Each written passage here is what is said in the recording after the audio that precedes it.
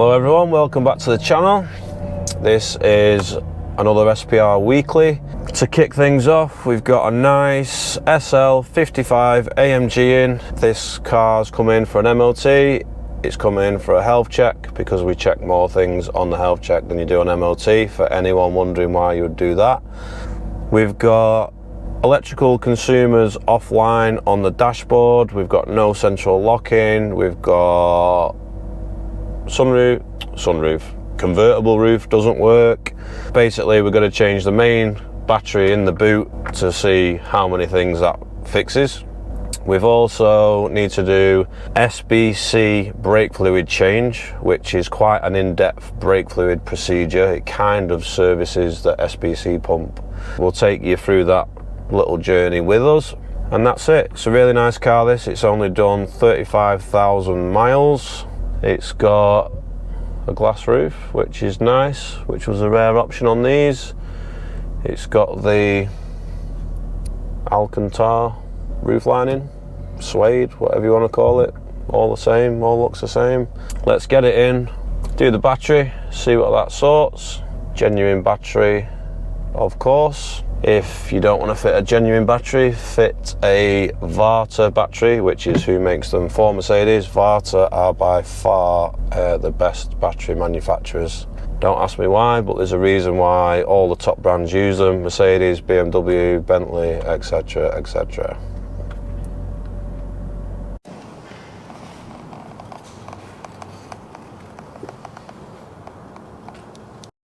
Right, so we've started the SBC brake fluid change. We've got to have it on the diagnostic machine. We've got to have it on the brake fluid bleeder machine. It's got to be set at 2 bar at all times. The car has to be running, so we've got 13 to 14 volts at all times to keep the pump powered. You follow the bleed procedure, which it tells us on the screen. You also need an assistant. So you start at the right rear caliper. You'll generally get about 2 litres from the first caliper. So it gives it a really good flush out, and the pump activates throughout the procedure, which I'll try and get on camera.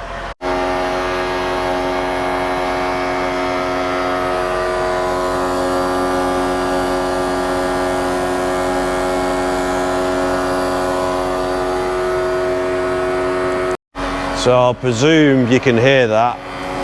That's the pump kicking in, as well as the pressure bleeder on it.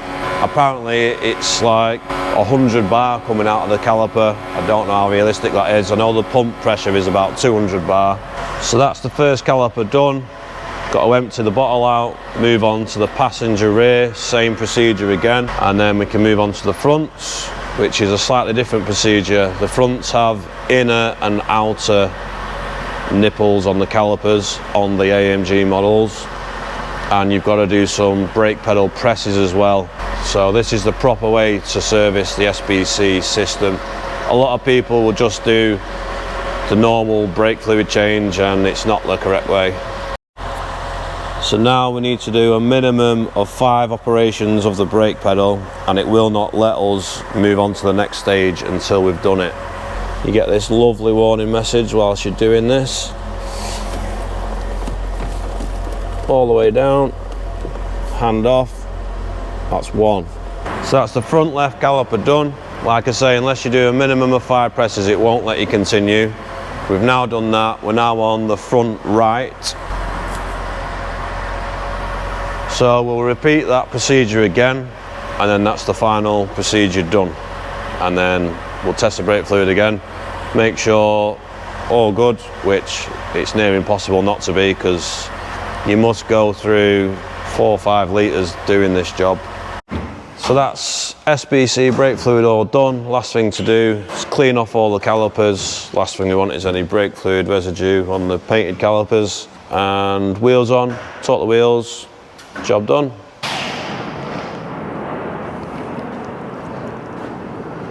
We also couldn't get in the fuel flap either, so that's sorted. So didn't fix the central locking. We needed a key fob battery. Consumer warning light has gone off the dash. We need to get it off the ramp and check the roof's working. The roof wasn't working before. Right, that's the SL all done, off the ramp. Time to see if the keyless start works.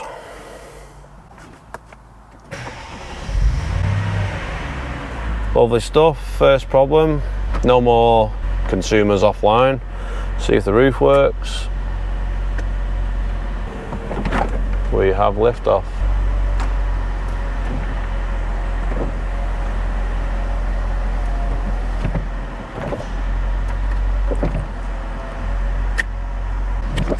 Road test, and that is pretty much this one done, I think. New battery, get all the consumers back up and running. Key fob battery, get the central locking working. It's probably a combination of, obviously that's dead, and the consumer battery didn't have enough voltage in it to operate it either. The customers give us his spare key, he used his main key, but anyway, like I say, it's only done 35,000 miles this, and that's it. See what else we've got in store. Next up, we've got an E-Class estate, which you may recognise. It's a nice E-Class estate. It was on one of our previous weeklies, and it wanted a subframe, brake pipes. It also had some rear suspension issues. Subframes are getting done free of charge at Mercedes at the minute, so we sent him there and said, look, let them take care of it. You should get some discounted labour to do the rest of the work whilst the subframe is off, because it'll make life so much easier. Plus, you've got to remove the rear airbags to do the job anyway. Whilst it was in there, they did their free health check and told him it needed discs and pads all round. We've serviced the car, well, when it was on our channel 6, 7, 8 weeks ago, and we didn't report anything wrong with the brakes. So we've got the car back in and we're checking the brakes, and there's absolutely nothing wrong with them. They're nowhere near the brake sensor, no scoring, no lips on the discs. Same with the fronts, happy with the discs. Front pads, there's plenty of meat on there. It's just crazy, it's just crazy. So I've ordered the brakes in. We don't need them. I don't know what's going on. They have done the brake pipes and everything. Mercedes use copper brake pipe as well, so for all the copper brake pipe haters, this has been to the dealer replaced their steel pipes with copper brake pipes. So there, they quoted him 7 hours to replace the rear brake pipes, which is about right. However, not when the subframe's been removed. When the subframe's been removed, it's like 2-3 hours tops, and you could do a really nice job of it. So they've quoted and charged the full labour, even though they're removing it under warranty. So, you know, you're not getting any goodwill at all. If I was fitting a subframe on this and it needed brake pipes, you'd get a massive discount because I'm taking it off anyway. I'm in that area. It's just crazy. So there you go. So this car did get resolved in the end. They had it over a week. Customer's pretty traumatised by the whole experience. He now thinks he needs discs and pads all around, which he clearly doesn't. But he's got a free subframe. He's got his airbags fitted. I hope they didn't charge him to fit them, because again, you've got to remove them to do the subframe. You shouldn't be charged extra labour. 7 hours labour to do the brake pipes, even though the subframe's been removed. And they did the airbag lines as well, which we quoted for, airbags and lines. So no charge for this for the customer. Show him some evidence that it doesn't need discs and pads. Honesty. See, any other place they'd probably just whap all them brakes on and call it a day. Anyway, let's get on to the next one. Next up, we've got an E-Class coupe. We had a really annoying rotational noise when you just like cruising down the road, sounded like a hamster in an old rusty wheel. That's the best impression I can do. Basically what's happened here is the back plate has rotted through. You can see that big gap there, and it's allowing the handbrake shoes to move forward and touch the inside of the disc. So it's just catching on there, making a very annoying noise. Whilst we're in there, it's quite a big strip down to fit these back plates, and you've probably seen on a previous video the ABS rings that sit on there. We got it all stripped down and realised it's a really good while you're in there to replace these reluctor rings. They're about £30 each. There's no extra labour, and imagine if you needed some in the next year or so, you'd be gutted stripping all that down again. So I've had to ring the customer and delay the job by a day because Mercedes didn't have those in, but it's well worth it. So back plates and reluctor rings, and we can get this all back together. Back plates are about 20 quid each. It's a big job to fit a £20 part to fix a squeak. One side left to do, other side's done. Okay, next up we've got a C55 AMG 203 model. These were quite a rare car because at this era everybody bought M3s. Not many people bought C55s because it wasn't as big back then. Still a nice car. So they were rare as they were. C55 estate is even rarer. 117,000 miles. Customer complaint is it's stuck in first gear. When you put the car into gear, it is slamming into gear. I will put it into gear and demonstrate. Don't know if you'll be able to tell or hear, but we'll try.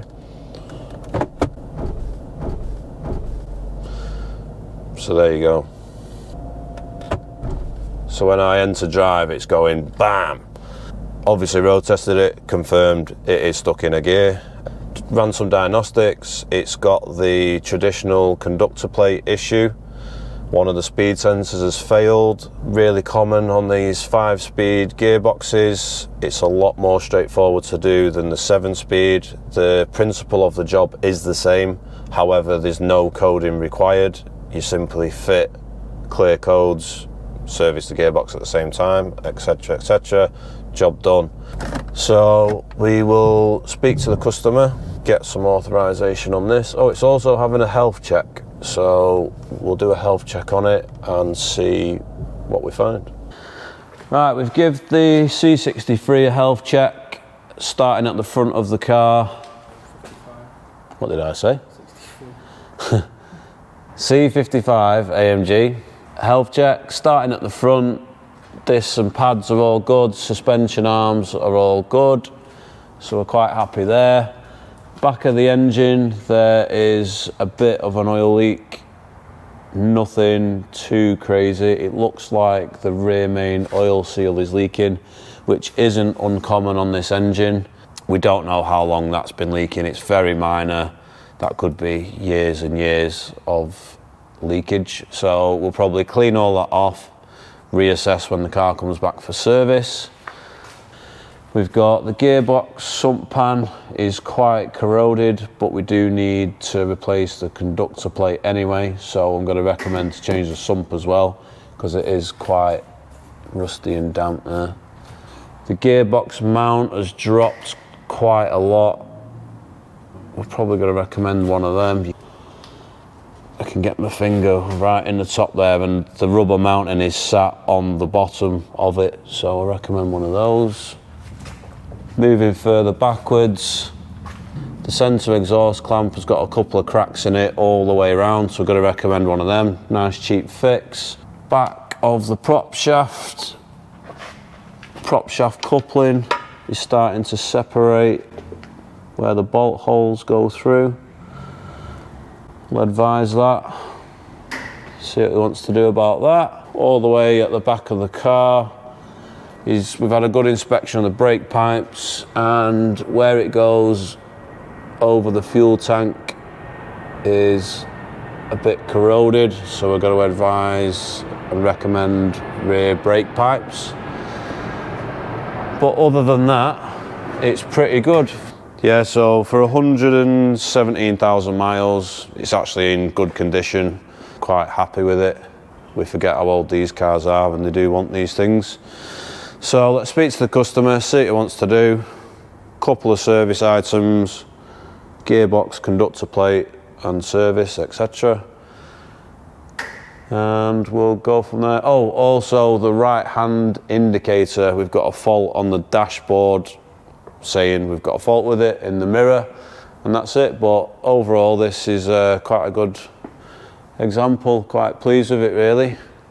And that's it, so we'll get this one estimated up, speak to the customer and see what he wants to do. Right, next up we've got 169 A-Class.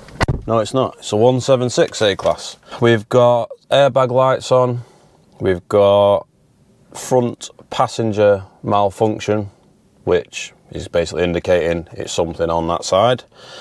I've plugged the car in, done some basic testing. We've got a fault code for the passenger seatbelt buckle. I have plugged an emulator in. I've unplugged the buckle, plugged an emulator in under the seat, which has made the fault go from a current to a stored. And we can see that we did have open circuit on the old one, and with the emulator in, we've got a closed circuit, so that is what the problem is. The emulators are a great way to just confirm that that's what the problem is before you go ahead and fit one. Should have fit an emulator and it doesn't cure the problem, then we have a problem somewhere else on the system. Maybe the airbag control unit, maybe some wiring, you just don't know. So it's always a good confirmation. So now that we've confirmed the fault, we have now got a new buckle, which is £100. So we need to take the passenger seat out of the car to replace it, and then we can clear all the faults, and then that is the airbag light off. Right, so as you can see, I've got the seat out, I've unbolted it, I've put the backrest all the way back, so that's lying on the back bench, which keeps everything slack, so nothing's getting strained. I've unbolted the old buckle, take that out, and then we'll fit the new one, bolt the seat back down, check codes, clear codes, job done.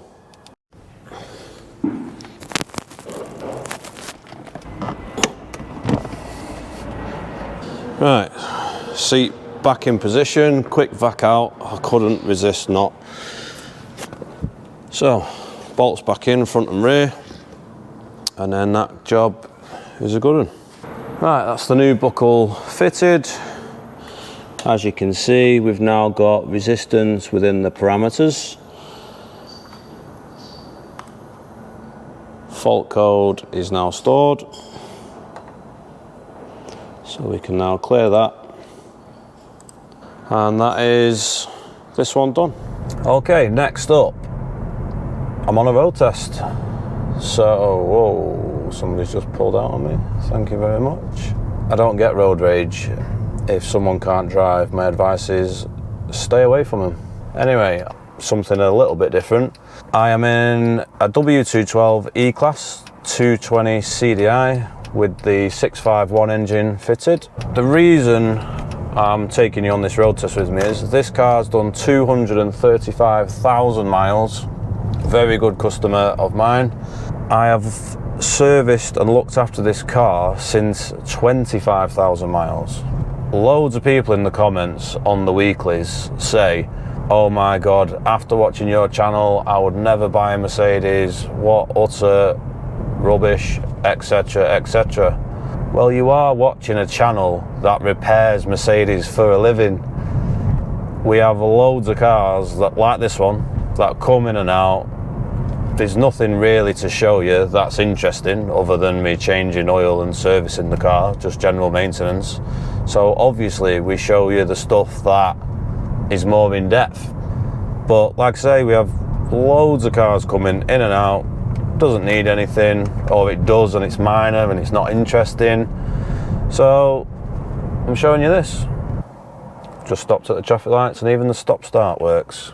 So yeah, the point of taking you on this road test with me is to show you that Mercs are good, providing you look after them.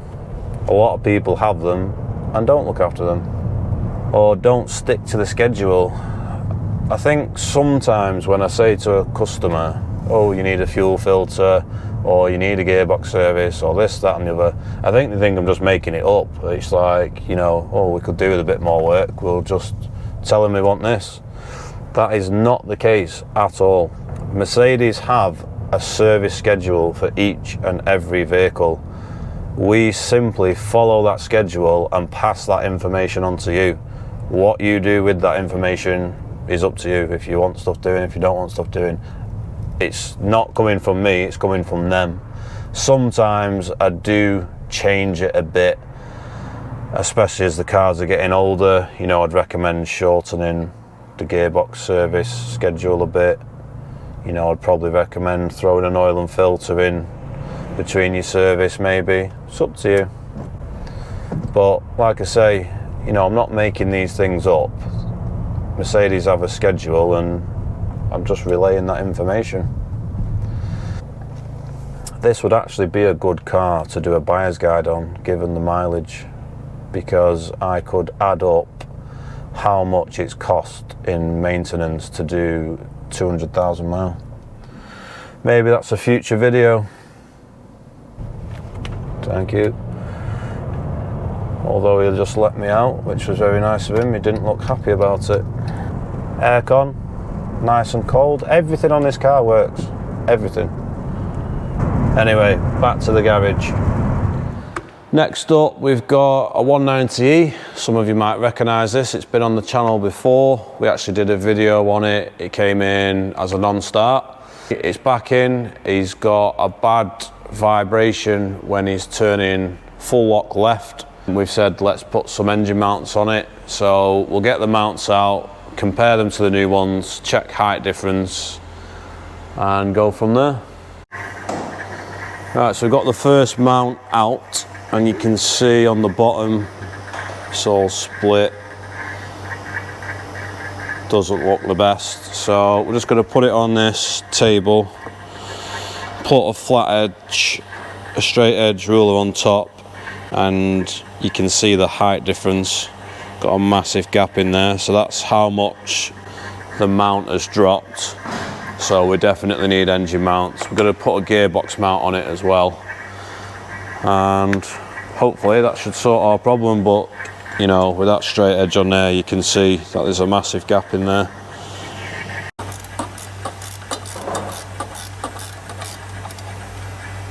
Yeah, same thing on the other side, all split and cracked.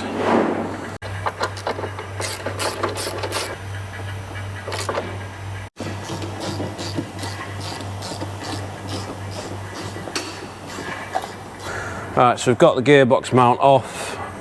I can't fit my finger through that one, and I can fit my finger through the new one, so that's the gap difference. But also you can see it splitting there.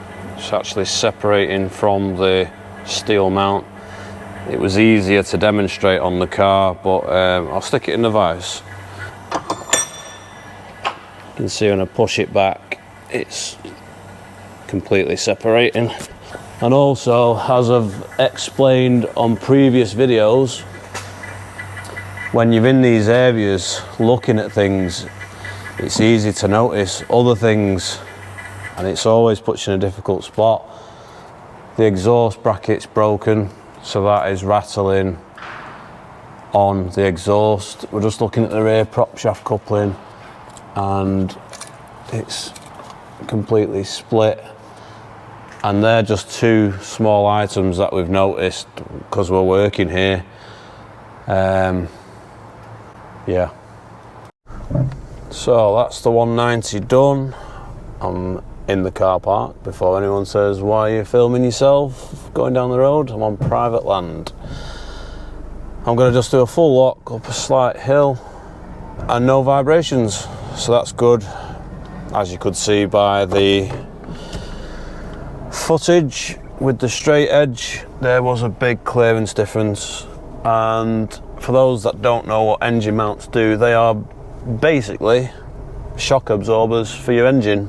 Obviously they're not shock absorbers, but it's the same principle. It's like engine and gearbox suspension, so that dampens the vibration coming from the engine and the gearbox to the body slash chassis of the car to keep everything smooth as possible. So that's this one done. Quite happy with that. It's nice to work on these older ones now and again. We've got another old one outside actually.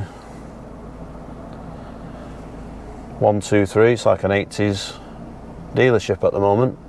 See if we can show you some footage on that. We've actually done loads of work on that already, but we'll just show you anyway. And that's it. I'll do a proper road test on this, see what's next. Right, next up we have got a 211 E-Class. I say next up, this is probably my 5th job of the day. I'm a bit hot and sweaty. Anyway, 211 E-Class. This has defeated a local garage.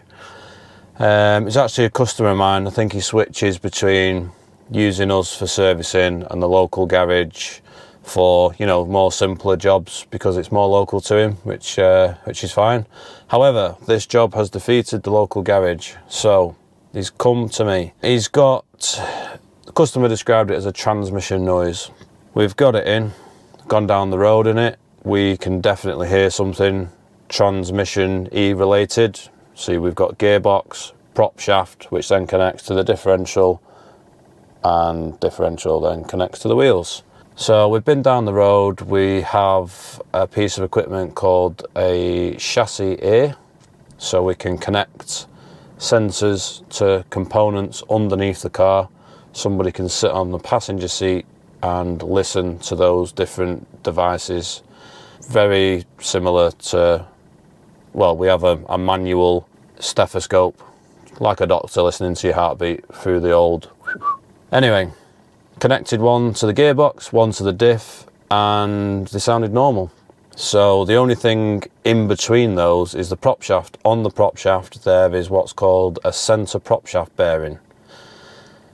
So let me start it up and try and demonstrate. We couldn't connect the stethoscope, the digital stethoscope, to the centre prop bearing, so we've had to put it on a ramp and drive the car on a ramp.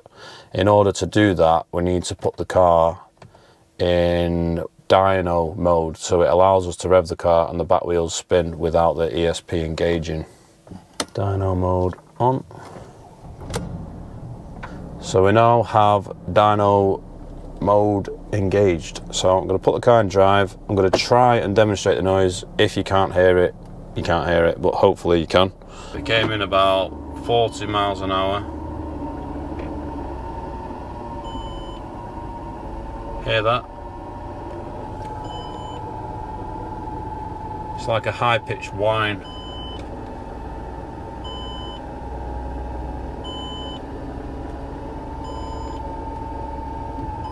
I really hope you can hear that. If you can, these microphones are good, aren't they? We'll get the prop shaft off, show you the centre prop bearing, get it changed, get it on, road test. Fingers crossed that's the guy's problem. Another happy customer. Right, so prop shaft is off. Well, half of it. The other half is connected to the car still.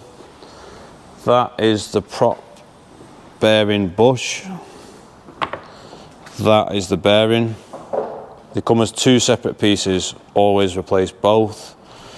This is the bearing pulling tool, so we need to press that off using that tool, press a new one on with the bush, put it all back on the car, and then we'll see how we go. Right, 211 E-Class for the, I'll call it a transmission noise. Centre prop bearing and bushing. Hopefully you could hear it in the demonstration on the ramp. At 30 miles an hour it was not nice really. So that's 30, which is the speed limit. Silence. Absolutely well chuffed with that, because that was annoying, and as soon as he said the other garages give up on it, I thought, ooh, must be a bad noise then. First thing I did, to be honest, was it was that bad. I took a sample of oil out of the differential to see what condition it was in and was there any metal particles in there, which there wasn't, and the oil was nice and clear-ish. I'm glad that's sorted for him, because I think he was worried about the gearbox, but that is spot on. Right, next up, and I say next up as I'm reversing it out of the garage because I've already looked at it. However, content is content. This is very difficult for me to do. Anyway, 230 SL. As you know, I've done a buyer's guide on one of these. We have loads of these in, definitely a few of them a week. I've had 2 in today. Very low mileage car this, very nice example, 37,000 miles, good spec, good trim. Anyway, customer has complained that the alarm's going off in the middle of the night and waking all the neighbours up. Not very good, is it? Quite a common fault on this. Usually, it is the alarm siren itself. Usually, it's got water damage and it's shorting itself out and setting itself off. I've plugged it into the diagnostics and we have got a fault code for communication to the siren. We will get it on the ramp, get the siren off, have an inspection of it, and also check the wiring, because sometimes the wiring can corrode going into the siren. So we'll get that ordered up and show you that one. So the new siren's arrived. You can see where it fits behind the passenger side wheel arch. Slightly different, the new one to the old, slightly modified. Get that fitted, and that's another one done. Right, time to road test the C55. Engage gear, not slamming into gear. I have just realised that I recorded and explained a bit of what's going on with the conductor plate and fitting it back in, and I didn't have the microphone on. So I'll explain a little bit what was going on the road test and try and edit it so it comes out okay. First test, we're stuck in first, second gear, whatever. Yep, we're now shifting through the gears nicely. So I was explaining in the recording that we are fitting a new sump pan, conductor plate obviously. We opted for a conductor plate from Febi. They're about 1/3 of the price as they are from the dealer, and they actually grind off the markings, which I suspect are Mercedes markings. A lot of these companies make parts for Mercedes. So Febi conductor plate, Febi is good quality stuff. What we've done this whole job for, in fact, is what Mercedes charge for just the plate on its own. New gearbox plug, obviously new filter, new fluid, genuine fluid, new bolts for the sump pan. This car actually drives really well. 20-year-old car, 117,000 miles, it's in really good condition. We've done an estimate for the customer for the additional work. He's got to prioritise what needs to be done and book back in for that, so that's always a good strategy. Might be a good time actually to explain that we are currently not taking on any new customers. I know it's probably pretty unheard of for a garage, you know, it's usually like hair salons or stuff like that, but I just can't take on any new customers. I just can't get my regulars in who have been very loyal to me for the past 20 years. So I've made the decision that we're just not taking on any new customers. So if you're not currently on the books, you can't come in. Oh, enough! Get back on the bus, you're not coming in! It's got to be a first, that, for a garage. Usually a garage is like, yeah, bring it down, bring it down, bring it down. It's just no good. We have a strict booking system and we like to get everyone in, everyone out, but The wait time's too long. I need to reduce my wait time. Having more customers doesn't benefit me whatsoever. There's only so many hours in the week I can work, and that's it. So it's of no financial benefit to me at all. It's just annoying people that have been coming to me for years. We've always been about a 4-week wait, but it's now 8, 9, 10 weeks, and you know, if you've broke down or your car needs urgent work, it's just not ideal, is it? So no new customers. A few people are getting annoyed about that, but you must be taking your car somewhere in the first place. Back to the C55. This is driving absolutely spot on. So we've checked the oil level from cold. Got to get it up to full operating temperature and check it again. And that is this job done. Really happy with this. Hope the customer's happy. He's got a good car. It's always nice when you've got a good car to start with. Right, back to the garage. Let's plough on with some more work. Right, ooh, check how long the arm looks on there.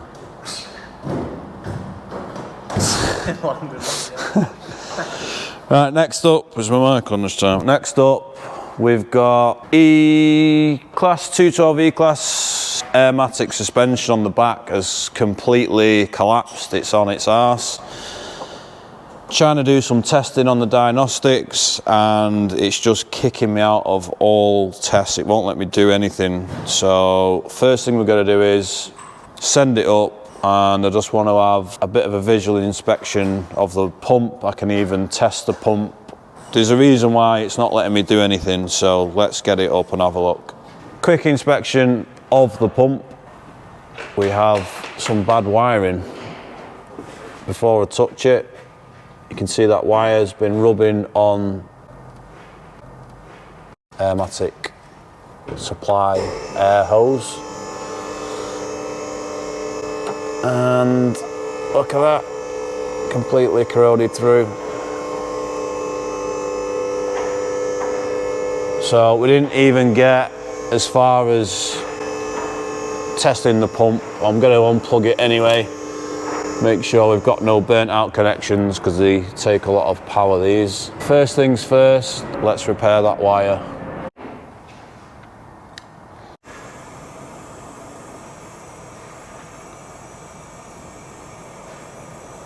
Right, so we've done a bit of a repair on the plug, soldered, heat shrinked, wrapped it up in some cloth tape for some added protection. So we need to move all the under trays out, get it out and see if we can either start testing or it might just go up, and that's it. The airbags, because they're completely deflated, as the car's gone up on the ramp, they've come out of position. We've had to fill them up a little bit to get them back in position before we let it off the ramp. So that's a good start because the pump is now engaging, whereas before it wouldn't let me do that at all.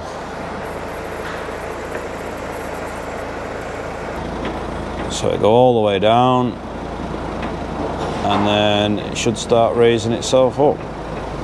I can hear the pump's just kicked in.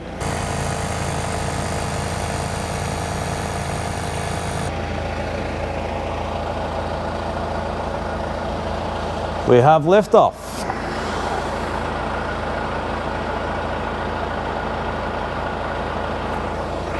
Right, so that is good news.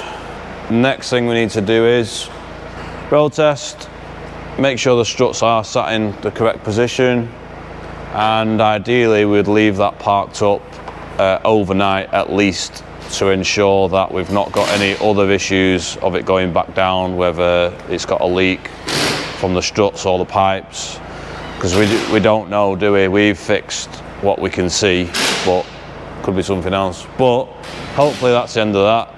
Usually when people have airmatic faults, you think, oh my God, how much is that going to be? Well, that's £174, diagnostics and investigation. We've been able to do the repair within the investigation time. So, road test, put all the covers back on. Well, to be honest, we'll leave the covers off now and we'll check the airlines for any leaks, to spray it with soapy water and stuff like that. But providing all that checks out, that's it, done.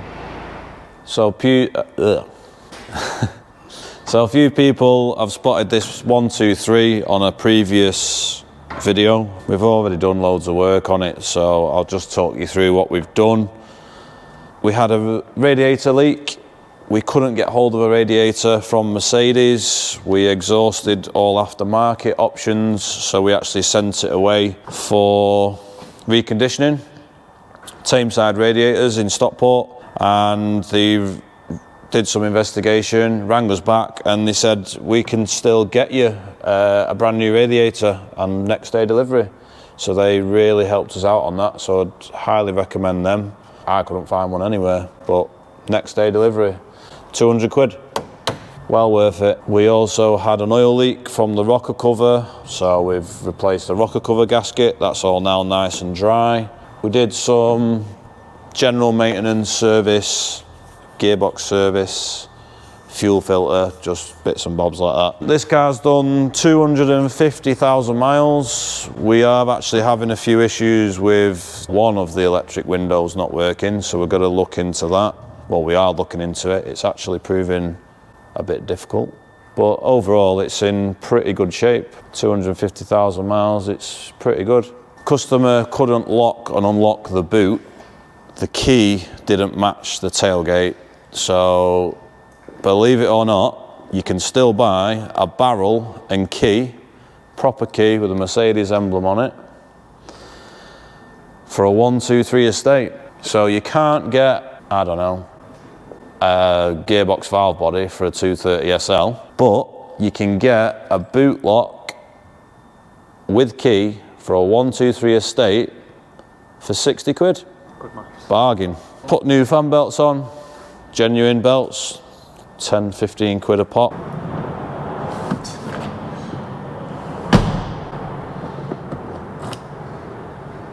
Well happy with that.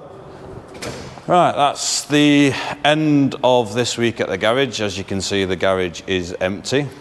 We've had a really good week. We've cleared loads of cars. If you'd have seen the car park throughout the week, it is mental, which is quite normal.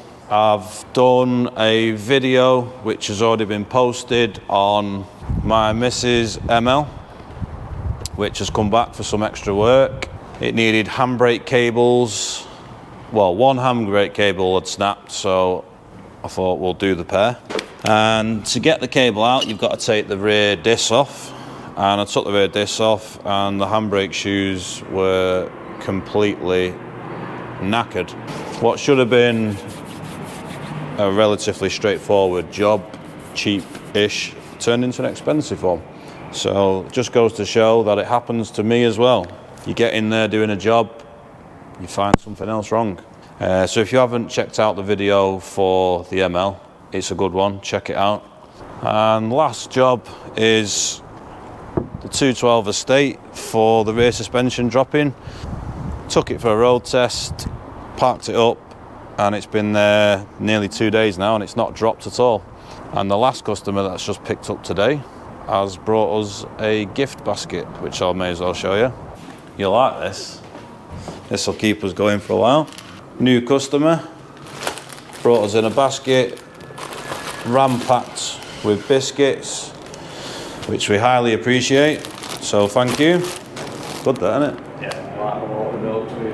Yeah. So yeah, I think that concludes this week, I think. So thanks everyone for watching, like and subscribe. The support's been amazing so far. The channel's growing week by week, and we'll see you on the next one.